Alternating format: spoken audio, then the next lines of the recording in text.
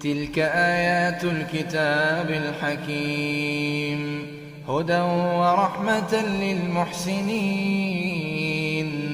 الذين يقيمون الصلاة ويؤتون الزكاة وهم بالآخرة هم يوقنون أولئك على هدى من ربهم وأولئك هم المفلحون ومن الناس من يشتري لهو الحديث ليضل عن سبيل الله بغير علم ويتخذها هزوا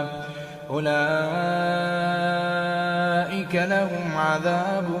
مهين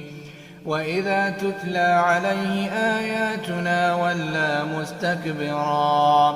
ولى مستكبرا كأن لم يسمع